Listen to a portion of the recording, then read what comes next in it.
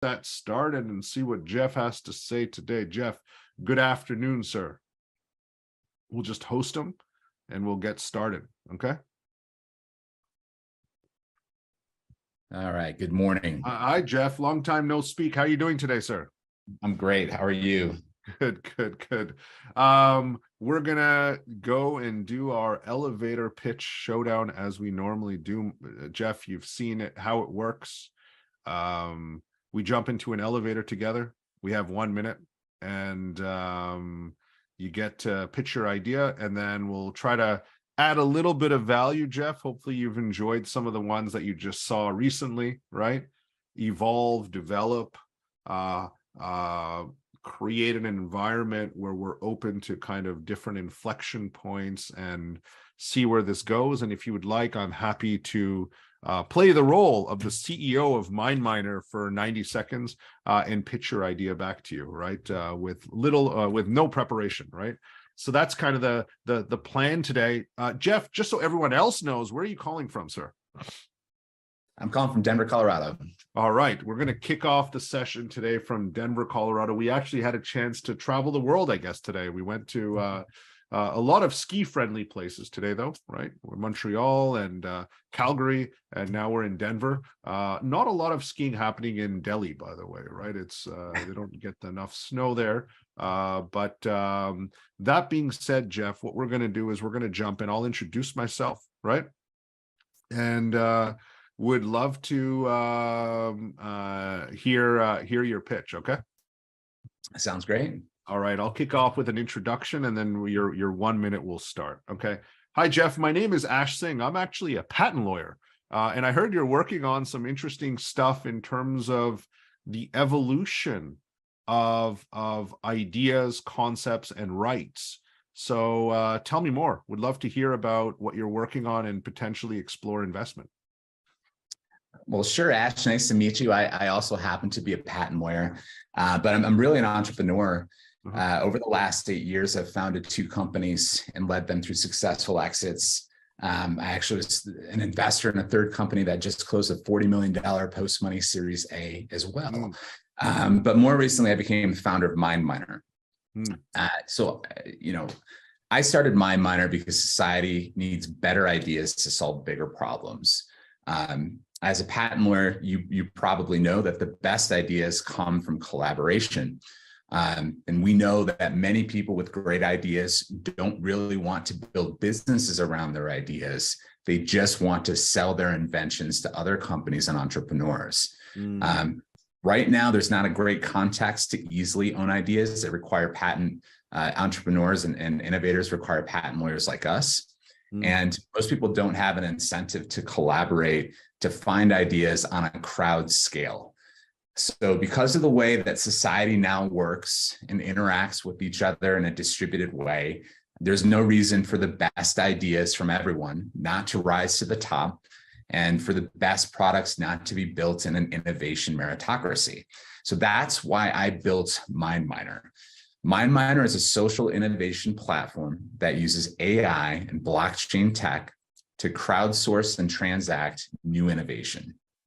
MindMiner leverages AI to help people come up with better innovations, and then it automates the creation of patent applications to reduce the cost of creating invention rights from thousands of dollars for hiring patent lawyers like us to just a few hundred.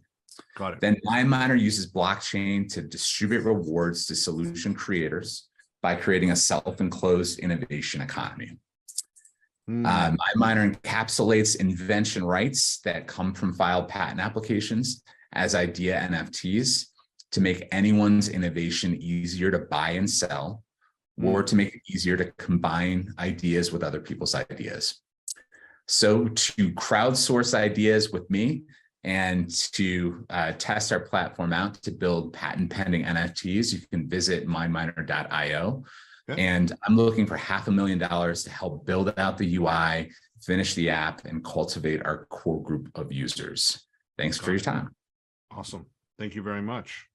Let's get some feedback for MindMiner in the chat. Let's get some of the elements firing there. And let's unpack this. Let's unpack this. Jeff, it's interesting, there's a lot of network, as you were speaking, Jeff, right? And I always like, there seems to be a social network or a platform for everything, but yet there isn't, and everyone wants to do a side hustle, Jeff. A lot of people want a side hustle these days. Everyone wants to make more money. I would say that's going to increase as the economy deteriorates. Of course, right? And the idea of having a centralized safe space around collaboration, and for collaboration for me is improving ideas, right? Because that's what collaboration does. But the idea of monetizing those ideas as well is critically important, but we don't actually have a network for that. And I think part of it is this idea, this innate element of trust. It's my idea. So it's really funny.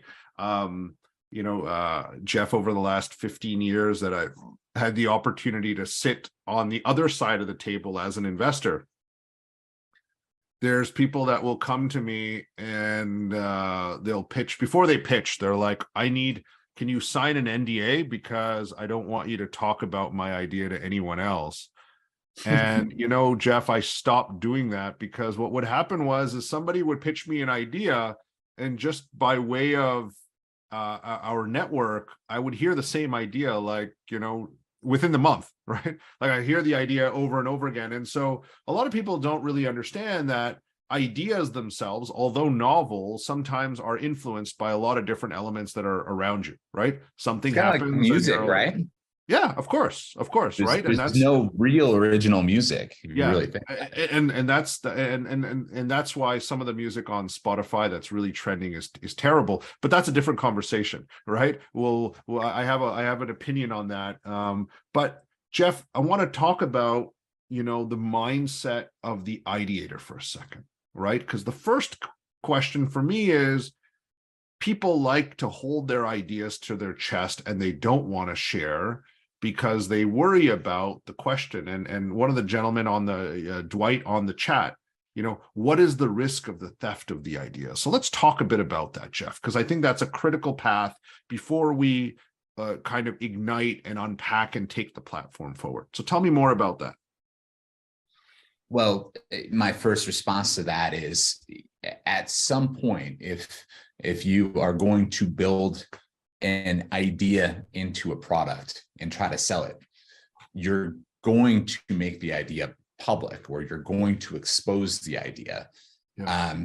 So that's sort of a necessary part of monetizing ideas in any situation. Mm-hmm. And the advantage of creating invention rights is that you create the potential for consequences if someone steals your idea. The problem right now is that the creation of invention rights is expensive and it's difficult to understand, particularly for people that haven't gone through it ever before. So yes. MindMiner is actually automating many of the initial steps of developing invention rights to create those consequences for someone to steal an idea, and making that process of creating those invention rights more accessible to more people. Jeff, question for you. My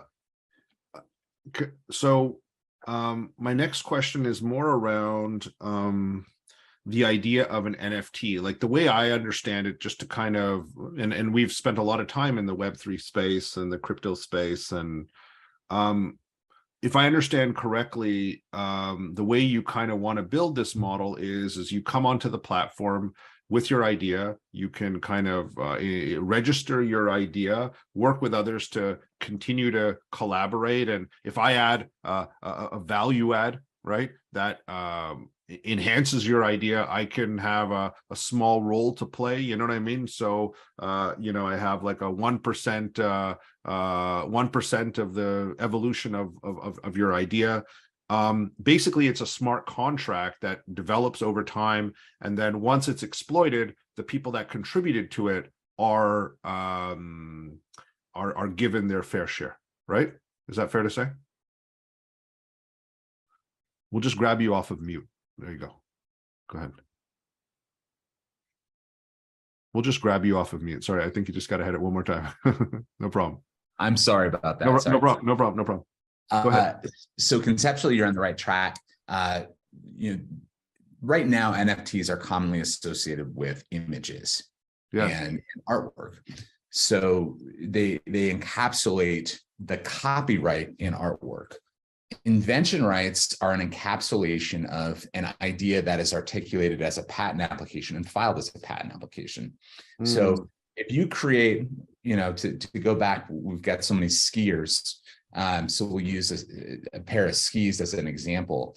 If you create a great wood base for a ski and you patent the wood base, and I've got a binding that attaches better to that wood base, you're going to have the NFT and the wood base. I'm going to have the NFT and the ski binding. And maybe I just want to sell my NFT. Maybe I don't want to build a business around bindings.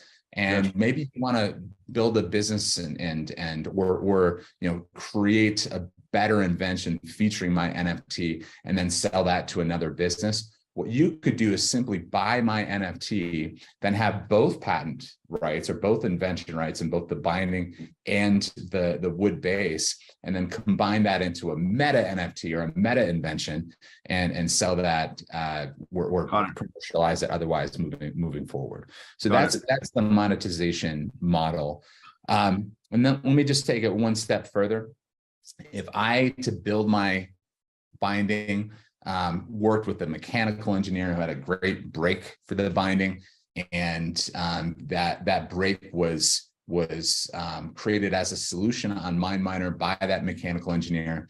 That mechanical engineer is going to earn a reward when I incorporate his solution into my binding. And that reward is distributed via blockchain technology. So that's how that works. I'll leave it there. Do you have any other Jeff, my question to you, when I think about the average person, how does the average person draw something out and register their right? How do they do that? How would my art teacher when I was young referred to anything that I drew as chicken scratch. Okay.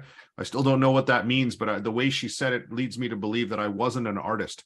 So how does in 2022 somebody enable themselves to very quickly create something of value that can be shown and can be the first step of invention rights, right? Tell me a little bit about that. How does that work? Sure. So first, I'll say that I've taken a few chicken scratch napkin drawings and turned them into multi-million-dollar patented inventions. Okay. At least on the IP side, I've done that. Yes.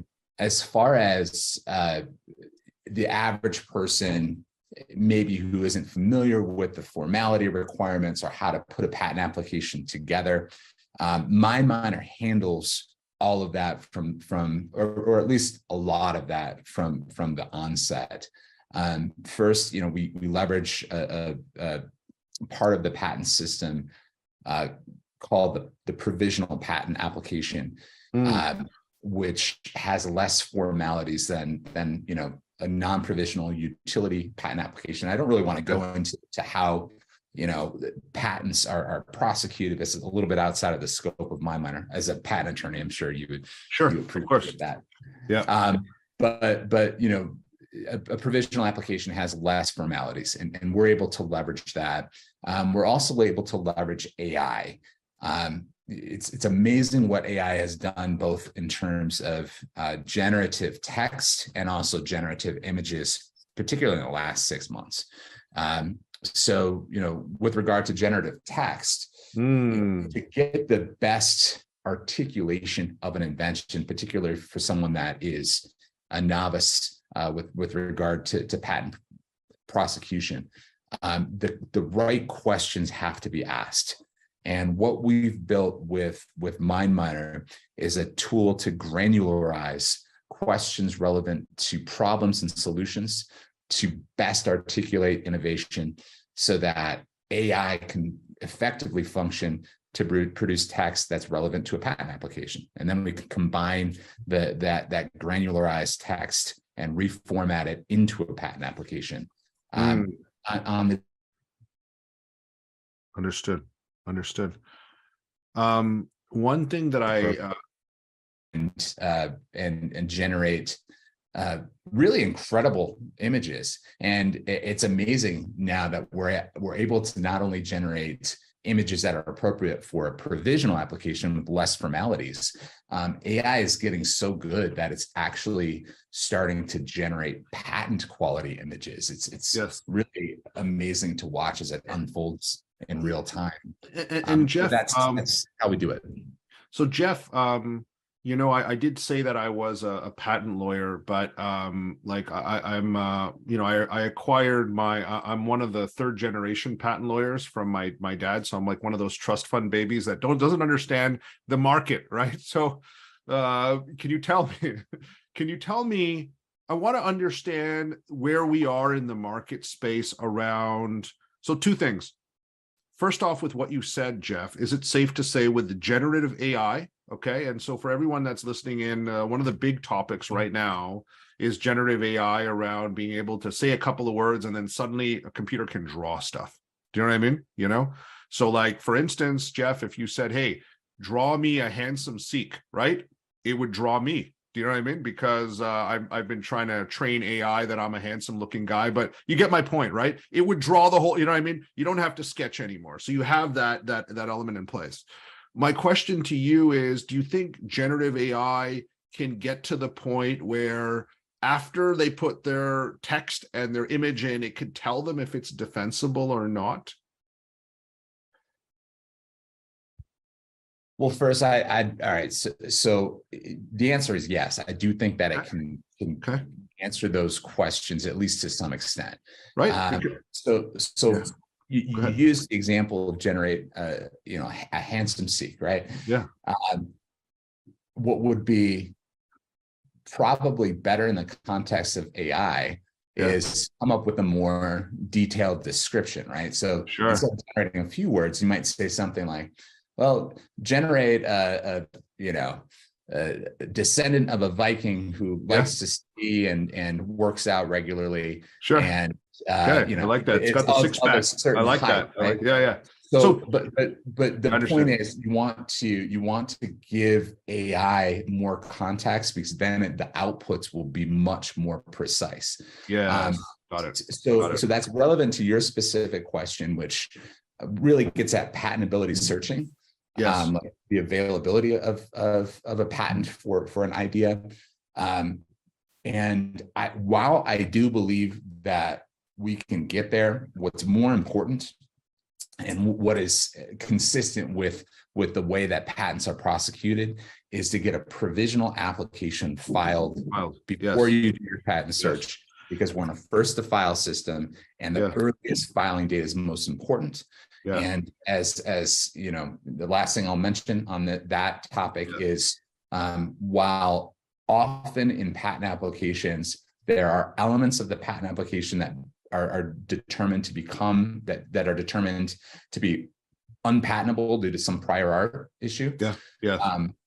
There are often some elements in most patent applications anyway that are patentable. So, and we don't know which are patentable and which aren't patentable until you do the patent search. So it's good to get the filing date first and then follow on with additional patent applications to, further differentiate from the prior art later. And MindMiner makes it cheaper and easier to do just that. So 2 questions for you. Tell me, I want to understand the market a little bit, right? And so when I think about the market, Jeff, I think about the PhD researchers that are doing their stuff, those types of people that have the right systems, process, patience, time, and money to go file a full patent, right? Then there's everything else, right? There's kind of this huge ocean of people that's not that group of people, not that, that are looking to protect an idea, that would want to get a provisional patent. Tell me a little bit about 2 things. Number 1, how big is this market, right? Number 2, where is your disruption coming in from? Because there has to be part of your story for me is that there's a lot of people every day that come up with ideas, and then there's a group of them that want to take it seriously, but they never actually even get to the point of a provisional patent. Okay. And we're the best people on the planet to make that happen. And we can drive it through our platform, and it costs no more than $100. Okay. For example, right? Tell me more about the two elements, right? The market itself. Go ahead. Yeah. So, I guess it depends in part on which market you're talking about, but I will say that the market for patent attorneys and patent services in the United States is about $30 billion. So it's a sizable market. The market for ideas, however, is much larger than that. All you have to do is follow me around at a dinner party to get a sense of, how many people in the world and what proportion of people in the world have an idea that at some point they would like to protect. But most people don't take any steps because it's too hard and it's too expensive. And they think their ideas are, half-hatched, or they're not ready for patent protection. And most of the time they're right.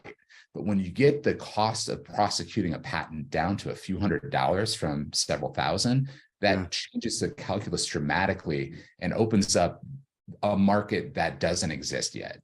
And that is my target. That's who I'm going after with MindMiner. And I suspect that market is much bigger than the market for patent services. While cryptocurrency separately has had a rough year, blockchain technologies in the long term aren't going away.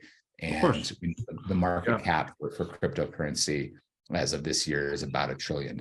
So that's also what we Jeff, just like we see different cycles, right, Jeff? For the last, I think, 2 years, we've had a lot of fun where we get pitched a lot of ideas, Jeff, and people will come to us and say, hey, I'm building a Web3 business on the blockchain, and then they'll end their pitch because they think blockchain or crypto is that amazing thing.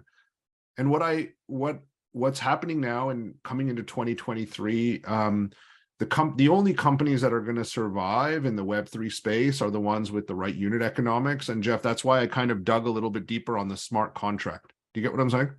And so for 2023, everyone here that's kind of going through the journey of building, there's a little bit of negativity at the moment, a little bit of resistance to the word crypto, a little bit of, so what I say is take the extra effort to explain how it's working. And that's why, Jeff, I led with smart contract. You know what I mean? So if when I pitch your idea back, I'm not going to say Web3 or crypto or blockchain or any of these other components. I'm just going to say smart contract. And this is what the smart contract does, right? And this is how we enable it. Just because I think in 2023, at least the first quarter or first half, let's, there's still going to be a lot of negativity, a couple of other fallouts after FTX and all these other components. So it's good for us just to, let's stay positive. Do you know what I mean? Let's focus on words that take them to a different place, because I think that there's a fundamental element of development here, right? And I think what you said now, Jeff, a lot of people have ideas. A lot of people don't know how to monetize their ideas. A lot of people feel that their ideas are too hard. It's too hard to protect an idea. Most of their ideas are half-baked, and the concept of having a centralized network for ideas that can be protected for as low as $100, right, Jeff? Is that fair? Right? Provisionally protected, right? For as low as $100, and being in a position where the smartest ideators on the planet gather, right, Jeff? Does that make sense? That's kind of where I see it, right? Right. We have to kind of get to that process where you have then there are people out there, and I've met some of them. Some of them are PhDs at some of these top business schools. They're just brilliant, and they're just ruffling ideas every single day. Do you know what I mean? They just have that exposure. But creating that network, the network for ideas, right? You know, we might not call it a social network because it's not really a social network. It's more of a commerce network for ideas and how you package all these components and make it work, right? And Jeff, you're the best guy to do it, right? You are a real patent lawyer, unlike me, who was just a patent lawyer for 2 minutes while you were pitching, right? So you're the right guy to do it, right? And these are the elements. So $500,000 to build out all the models and start populating and generating that first group of ideas that are going to come through the platform, right? You need $500,000 for that. Correct. Yep. Do you have any cash committed already for that fundraise, or is it a fresh 500K? Yep. Yeah, you have some money already. We do. Yeah, Antler VC Yeah. just put in 175,000. So they're our first institutional backer. Yeah, and you have a lead. You have a lead. So you have a lead on this, right, Jeff? Correct. We do. Okay, got it. Excellent. Shall I give it a go? Please Jeff? do. Right. Now, with your permission, Jeff, is it okay if I go a little bit longer on this? Right. Yeah. Because, like, as we were talking, I've kind of gone in two different directions, and basically you can take whatever you like, but it'll be a little bit longer, Christine. You know, usually I like to get it done in 60 seconds to 90 seconds, but, you know, Jeff, you were patiently waiting today as we went through all of them. So I want to go a little bit longer in terms of where I see this going. Okay. I'm going to try to talk about the generative and generative text, generative AI, right? To help people think a little bit differently and help streamline the process. I'm going to talk a bit about the smart contract. Okay. And I'm assuming that if the US patent services industry is a $30 billion industry, globally, it's probably a little bit more, okay? And how we revolutionize this process around ideas, right? Jeff, my last question before I pitch, do you feel that if you're successful with your platform, there could be a new industry born around ideas? Absolutely. Right? Like, I'm assuming, I love ideas, by the way. I love ideas, and I love, like, what we're doing right now, talking about ideas, right? I can do this, you know, I could sit here for, you know, all day and just kind of go through this process. Do you think that there's going to be a new industry generated by those people that are just going to be sitting on your platform all day, thinking about ideas, elevating other people's ideas, and they can actually, is that a new is that a new job? You know, yeah. Not only do I think a new industry, new market for ideas could be created, I think it would benefit other markets that would potentially reinvent the way that manufacturing is done. And of course. Yeah. So what I'm saying, Jeff, I have a 12-year-old and a 10-year-old. And I'm wondering, like, when they get older, right? So Jeff, we're having a moment here right now where, when you think about the future, part of what we do and what's beautiful around entrepreneurship and thinking about the future, it's also how jobs evolve, right? And so I totally see, you know, imagine, so I have you know, the idea of my son coming to me 10 years, or my daughter, any one of them, my son's older, and coming to me and saying, I'm a professional ideator. That's what I do. I'm an ideator. That's what I do. Sounds a lot better than a YouTuber. And I'm tired of all these doctors, Punjabi doctors in my family circle. There's way too many doctors that are, you know, nothing against doctors, but yeah, do you get what I'm saying? I'm a professional ideator, right?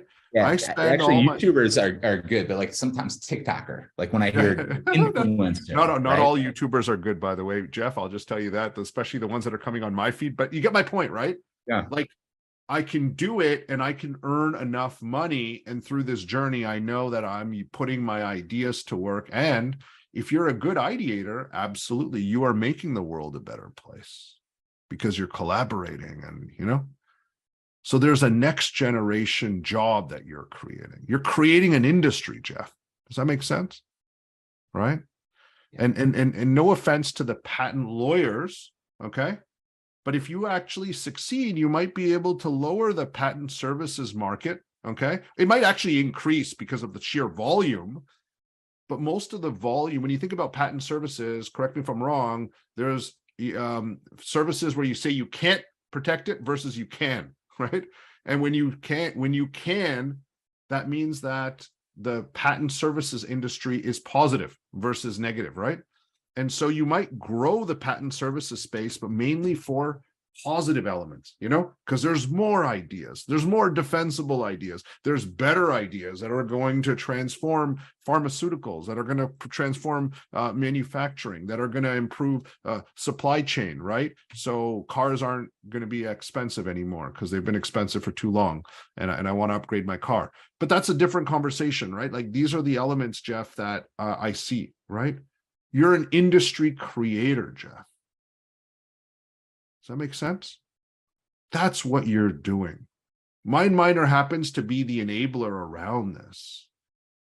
But when people grow up, this could be one of the most respected. It's a very respected. Think about it. You got to be intelligent. You got to be smart. You got to have the research element. You got to put all these pieces together, and you're creating a new job, Jeff.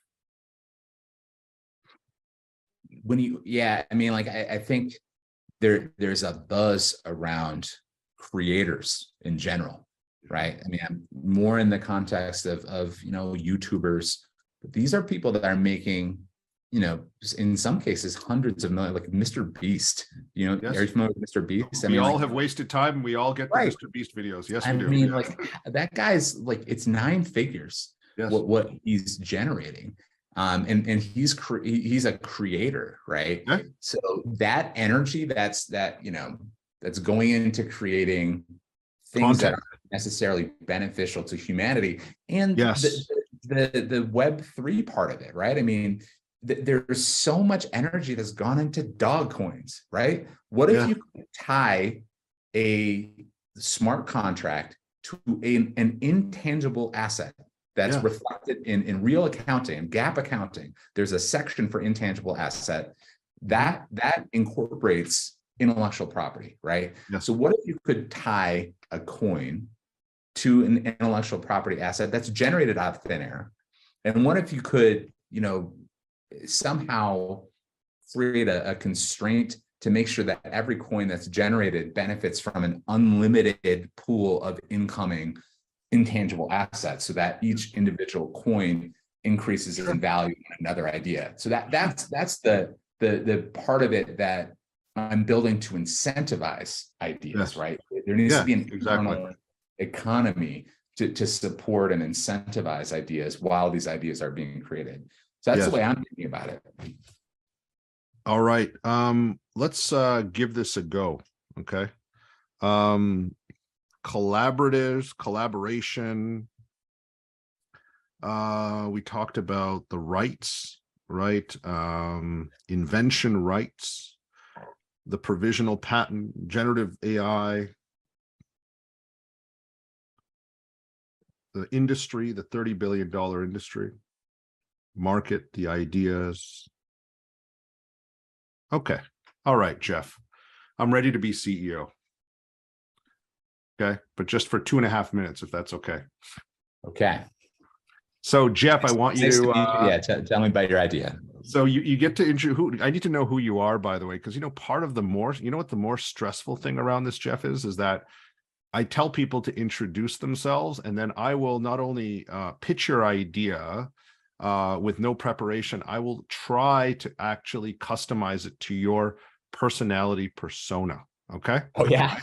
Yeah. But don't be like what happens is like, don't be MacGyver or the Queen of England or, John Bon Jovi, because that's hard. Like, just, so, like, we can have a little bit of fun with this, because I'm sure the students enjoy the stress that I go through when I have to pitch these ideas back. So tell me who you are, just so I have context. I was going to say that I'm part of a sovereign fund to support startups. Okay. All right.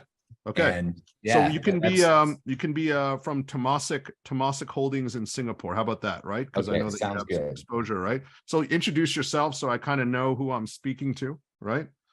And let me see if I can pitch the idea and even localize it, right? Well, So I'm Jeff, not sure that I over to can you. localize. I'm not sure that I can localize my name to Jeff, Singapore. Jeff, All right, I'm Jeff. you're I'm Jeff from Singapore. I'm a fund manager.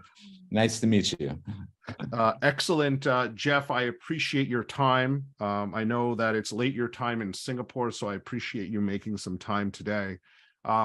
Jeff, I'm a patent lawyer, and I've been in the space for a very long time. As you know, the process of protecting ideas and patenting ideas is a $30 billion US market alone every year. And what I've discovered is that, you know, when people come up with ideas, and humans in general are filled with ideas, they feel that it's too hard, it's too expensive. Sometimes my idea is half-baked. It's not, I don't know if I should protect this idea, and people don't end up doing it. Or when people do try to do it, they do it half-baked. And what I've discovered now, that in 2022, we can evolve this process. So I've created a platform. I've quit my job as a patent lawyer, and I want to reinvent the idea of ideation, and protecting amazing ideas. And so we created MindMiner to do this. And basically what it allows anyone to be able to do is it's a network. It's an ideators network. Okay. And it allows people to share their ideas on our platform, and leveraging generative AI for text and images. The system allows you to interact and help get to the point where you can actually create an idea, the text, the image using AI, and be able to know that it's defensible. And using technology, instead of spending thousands of dollars, we can do it for as cheap as $100. We feel that we are on the cusp of a new industry. We think that in the future, college graduates are going to graduate and become ideators, people that are going to drive, create, collaborate, improve ideas for pharmaceuticals, for better drugs, for legal tech, for med tech, for health tech. And we're going to evolve the industry. And it's also going to allow us to be in a situation where the whole process of ideation evolves and changes.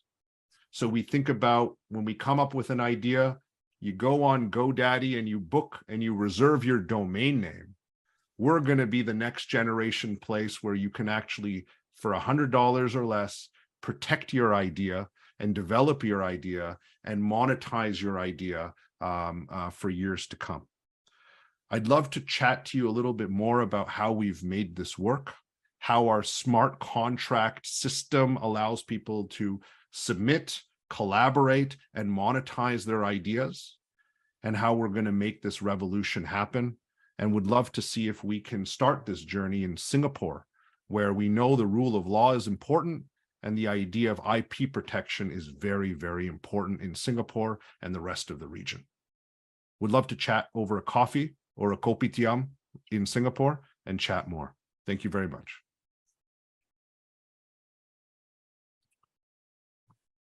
That makes sense, Jeff. I went a little bit longer. How was that? Yeah, I mean, I think I come back to your theme of building an industry and creating a new identity for people as ideators, right? A new kind of job. That's a great way to think about it, and I haven't pitched it that way before. So I appreciate that very, very much. You are just the pipes, Jeff. You know, what's that? You are just the, you know, in a house, like what I'm saying is MindMiner for me is just the pipes, right? That you're just the infrastructure, right? And, you know, the idea that somebody, because when I think about that, Jeff, industry, right? Once you unpack it, you'll be like, wait a second, if we're creating an industry of ideators, it means that they're going to be coming onto our platform every day, all day. Okay, so lifetime value is covered, active users is covered, and all this other stuff. Do you get what I'm saying? This is their touch point. They have to kind of plug into this in order for them to operate, right? But I want you to just be that infrastructure piece that's going to evolve. And then governments, right? And I didn't want to go too deep on the Singapore perspective, but the Singapore IP government institution, right? That you would be that plugin that would get them started. When you go there, let's start off with the provisionals. Let's warm up, right? Don't waste $5,000 or $10,000. Come here, and it's powered by MindMiner, and you start bringing those people in, and as they start doing it, they discover, hey, wait a second, I can actually do this for a living, right? Or at least try. And when we think about content creators, yeah, you have people that make 9 figures, right? But there's also a lot more people like my kids that post stuff on YouTube and don't earn anything. But Jeff, the point is you have to have that aspirational standpoint on ideation. But that's what I feel you're doing. Your big picture. You are owning the pipes, that environment, that structure, and you are going to be that platform that people are going to come to, right? I look at it less like YouTube. I look at it more like Fiverr, right? Or Upwork. They're coming there to build and collaborate, and your smart contract is going to allow them. They've put a lot of time and energy, added value to this person's idea. Okay, this person gets a 3% or 1% or 2% or 5% of the, and this evolution happens. And then it's driven to the patent place and that reoccurring income stream too, Jeff. When the money comes in, it goes through you as well, right? From the back end of all the rights and all the other components, but that's a different conversation. Mm-hmm. Yeah. Does that make sense, Jeff? It does. We can talk about it later. I'm not sure I actually agree with the Fiverr Upwork analogy, but I don't know that I want to unpack now with you. It's whatever clicks with the investor. The idea that there are people that go on Upwork and they log in every day, all day, and they are an Upworker. Do you know what I mean? You're an Uber driver. Do you know what I mean? The content creator, a YouTube content creator, a TikToker, a Snapchatter. I don't know if people do it on that. The point actually is this: it's my livelihood, Jeff. Does that make sense? That's the point, right? Yeah. And obviously, compared to Fiverr, this is a lot higher value, okay, than making logos, right, for people on Fiverr. But the point remains that it's like a dedicated network of space for people to kind of get these components going. And you might actually find, Jeff, that your best ideators come from some of these platforms because they're already doing it.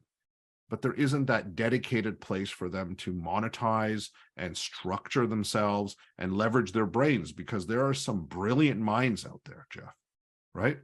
That's the point, right? And there's a lot of those brilliant minds that are stuck in this little, and they're unable to flourish. Stuck in a vertical, right? It's stuck in a vertical and maybe a geographic constraint. There's a lot of blockers to people collaborating, and there's no reason for it. Yes.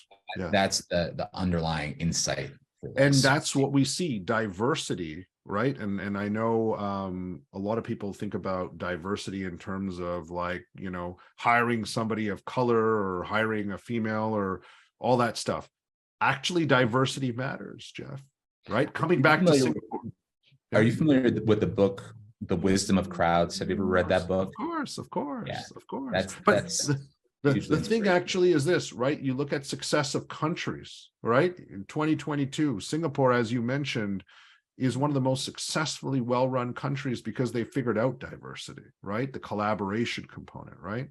It's actually a great place to start, right? But have a think about some of the touch points today, Jeff, right? Obviously, the elevator pitch was there, but also some of the thought processes of you creating this industry, right? And what are the elements that need to happen to kind of put all those pieces together, and weaving that into the revenue and the smart contract and all that fun stuff.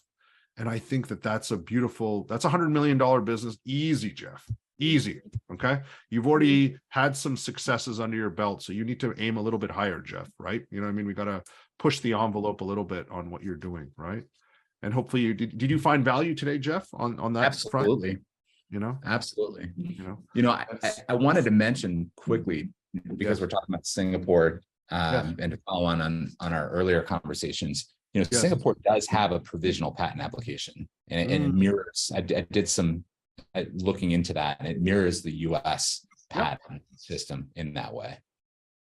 All the pieces are going to connect, right? And Jeff, since we've been discussing, because we're headquartered there and half of our team is Singaporean, there's all these touch points, right, Jeff? So I'm glad that we're able to peek a little components and get the gears working in a slightly different direction. And hope you enjoyed our session today.